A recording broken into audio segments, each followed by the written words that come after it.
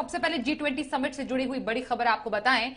G20 summit में शामिल होने के लिए प्रधानमंत्री मोदी इंडोनेशिया के लिए रवाना हो गए हैं। पीएम इंडोनेशिया के बाली में करीब 20 कार्यक्रमों में शामिल होंगे। G20 शिखर सम्मेलन 15-16 नवंबर को होगा। प्रधानमंत्री इन 3 दिनों में करीब 45 घंटे तक इंडोनेशिया में रुकेंगे। वो G20 के प्रमुखों के शिखर सम्मेलन में भाग लेने के अलावा इसमें हिस्सा लेने वाले 10 देशों के प्रमुखों से द्विपक्षीय मुलाकात भी करेंगे। इसमें बहुपक्षीय द्विपक्षीय मुद्दों पर विस्तार से चर्चा होगी। G20 संगठन का अगला अध्यक्ष भारत है और इसकी अगली बैठक सितंबर 2023 में नई दिल्ली में होने वाली है और इस नजरिए से भी पीएम मोदी का यह दौरा काफी ज्यादा अहम माना जा रहा है। G20 समिट पर करीबी से नजर रख रहे हैं माफ कीजिए इंडोनेशिया से हमारे सहयोगी जी मीडिया संवाददाता ब्रह्म प्रकाश दुबे। ब्रह्म प्रकाश, महत्वपूर्ण G20 सम्मेलन, खासतौर पर चीन की मौजूदगी वहां पर है। उसके अलावा यहां पर हमने बाइडेन को देखा, बाइडेन जिनपिंग के बीच मुलाकात हुई। पीएम मोदी पहुंच चुके हैं। क्या कार्यक्रम है, किनसे मुलाकात होने वाली है? क्योंकि रशिया यूक्रेन कॉन्फ्लिक्ट और उसके बाद चीन से बढ़ती गतिविधियों के बाद काफी महत्वपूर्ण है ये समिट। बिल्कुल बिल्कुल स्वाति, देखिए इंडोनेशिया में भारतीय प्रधानमंत्री बाली के स्थानीय टाइम के मुताबिक रात 10 बजे पहुंचेंगे। उनका प्लेन एयरपोर्ट पर 10 बजे पहुंचेगा और 10:30 बजे वो जो है अपने होटल में पहुंचेंगे। यानी भारतीय टाइम के मुताबिक आप समझ लीजिए कि 7:30 बजे के लगभग शाम को भारतीय प्रधानमंत्री बाली पहुंचने वाले हैं।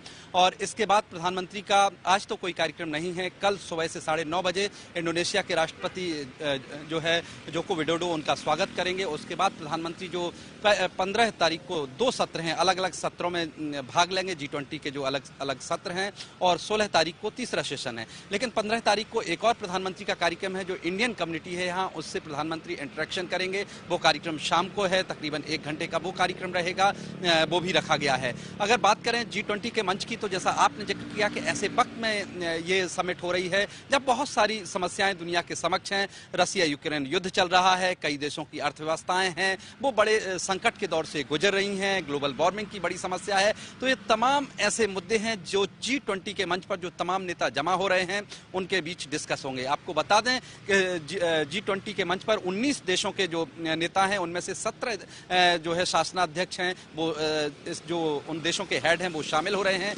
इसके अलावा मैक्सिको और ब्राजील के राष्ट्रपति नहीं आ रहे हैं।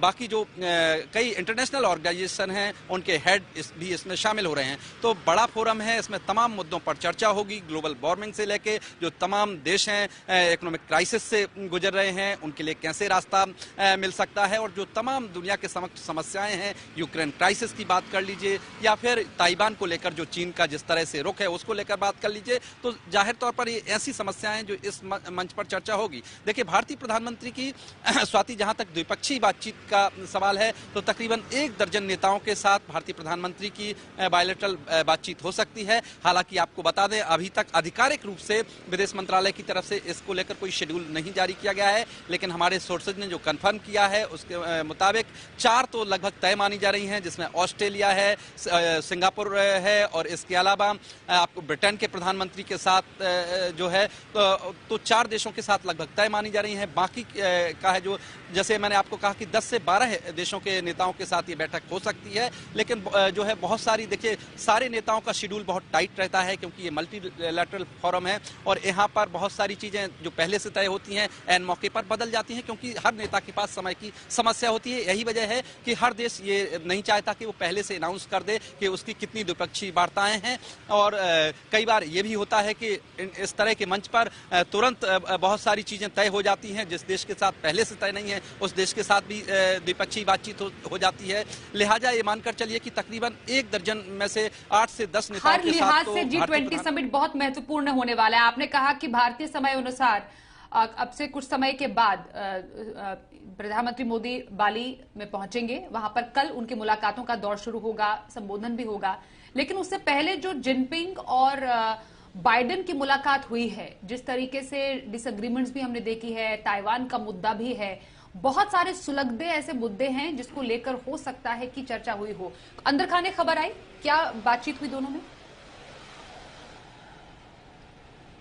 बिल्कुल, देखिए जो चीन के राष्ट्रपति शी जिनपिंग और जो बाइडेन की मुलाकात हुई है उसमें दोनों देशों की तरफ से कोशिश की गई है कि जो तनाव है दोनों देशों के संबंधों में वो कैसे कम किया जाए, क्योंकि देखिए ताइवान को लेकर चीन और अमेरिका में टकराव चल रहा है। अमेरिका जहां ताइवान को हर तरह से मदद का समर्थन दे चुका है, उसको लेकर चीन चिढ़ा हुआ है और चीन के राष्ट्रपति यहां तक बयान दे चुके हैं कि अगर उनको ताइवान को लेकर बल प्रयोग करना पड़ेगा तो उसका भी बल प्रयोग भी करेंगे। लिहाजा इस मुद्दे पर दोनों देशों में टकराव है, दोनों देशों के ट्रेड संबंध हैं वो भी प्रभावित हो रहे हैं, दोनों देशों का व्यापार प्रभावित हो रहा है। लिहाजा अमेरिका की तरफ से भी कोशिश की जा रही है कि जो दोनों देशों के संबंध हैं और ज्यादा खराब ना हो, और चीन की तरफ से भी यही कोशिश की जा रही है।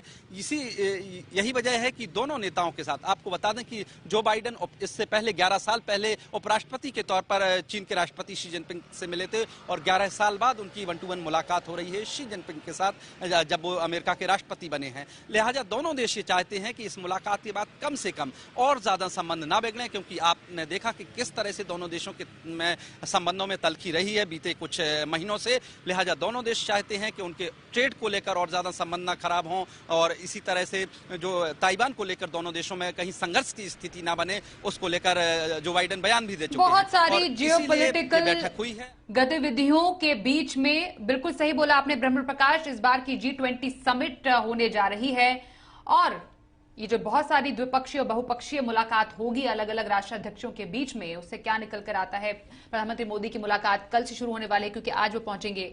इस पर नजर बनाए रखेंगे हमारे सहयोगी ब्रह्म प्रकाश दुबे। आगे भी आपसे बातचीत जारी रहेगी। फिलहाल इस जानकारी के लिए और बातचीत के लिए आपका धन्यवाद करेंगे।